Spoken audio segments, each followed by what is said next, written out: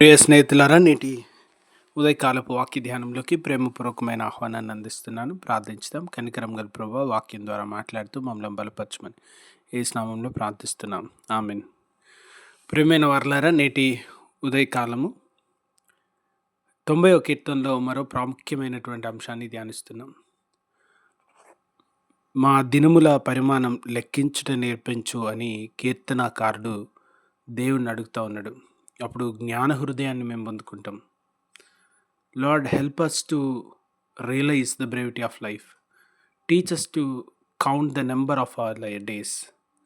మా దినములు, మా రోజులు ఎన్నో మేము లెక్కించడానికి నేర్పు. ఈ మాటలోని అర్థం బహుశా మా ఆయుష్ ఎంతో తెలుపు ప్రభువా అని మాత్రమే గాక, మా జీవితాన్ని మేము ఏ రీతిగా జీవించుతా ఉన్నాం, మా దినములు ఏ రీతిగా గడిపినాం, మా జీవితాన్ని ఏ రీతిగా వెచ్చించినాం, ఇది మాకు తెలియజేయ ప్రభువా, మాకు నేర్పు. మానవ జీవితము శాశ్వతమైనది అనే సత్యాన్ని ప్రతిదినం జ్ఞాపకం ఉంచుకోవాలని భక్తులు తెలియజేస్తారు.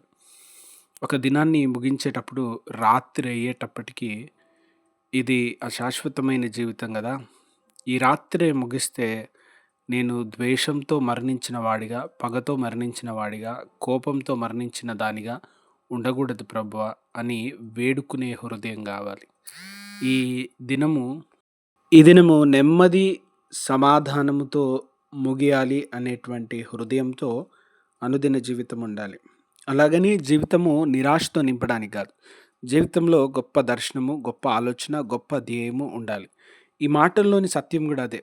దినములు కొద్దివి గనుక జ్ఞానంతో దాన్ని వాడగలిగేటువంటి మనసు, జ్ఞానంతో జీవిత పయనం చేసేటువంటి హృదయం, జ్ఞానయుక్తంగా ఏది జీవితానికి అవసరమైంది, కేవలం తెలివి మాత్రమే కాదు, జ్ఞానము ఏది జీవయుక్తమైంది, ఏది నెమ్మదినిచ్చేది, ఏది సమాధానాన్ని ఇస్తుంది, ఏది సంతోషాన్ని ఇస్తుంది, ఏది దేవునిలో బలపరుస్తూ ఉంది అంటూ జీవితాన్ని చూసే దృక్పథం మారిపోతుంది.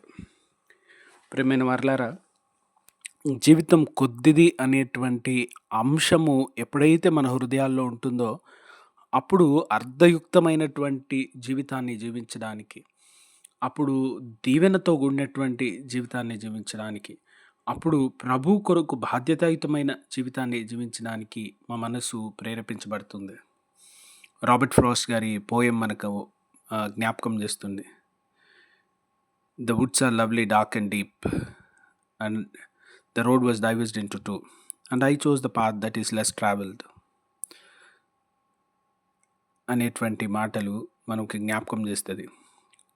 అనుదినము ప్రయాణం చేసేటువంటి హృదయం మన జీవితం ముగిసేలోపు నడుస్తూనే ఉంటా, ఈ జీవితంలో నేను అనుకున్న సాధించే వరకు నడుస్తూనే ఉంటా అనేటువంటి ఆయన మాటలు మనకు జ్ఞాపకం వస్తూ ఉంటాయి. ఈరోజు జీవితాన్ని చూసే విధానము, జీవితాన్ని అర్థం చేసుకునే విధానం కావాలి. మన అవకాశాలు కొన్ని అయితే, మన పరిస్థితులు, మనకి ఇవ్వబడినటువంటి స్థితిగతులు కొన్ని అయినప్పుడు దాన్ని ఏ రీతిగా గడపాలి, ఏ రీతిగా చేయాలి అనేటువంటి మనసుతో జీవితాన్ని ముందుకు కొనసాగించడానికి నేర్చుకోవాలి. ఉన్న కొద్ది సమయాన్ని చాలా దీవెనకరంగా, జాగ్రత్తగా గడపాలి. మన జీవితంలో గొప్ప వారిని గెలచడానికి వెళ్ళినప్పుడు కొద్ది నిమిషాల సమయం దొరుకుతుందంట. చాలామంది అంటారు, చాలా పెద్దవారిని, మంత్రుల్ని, ముఖ్యమంత్రుల్ని, ప్రధానమంత్రిని కలిసే వరకు ఒక 5 నిమిషాలు, 10 నిమిషాల టైం. అందులోనే వారి సమస్య చెప్పుకోవాలి, అందులోనే సమాధానం, అందులోనే పరిష్కారాన్ని వెతకాలి.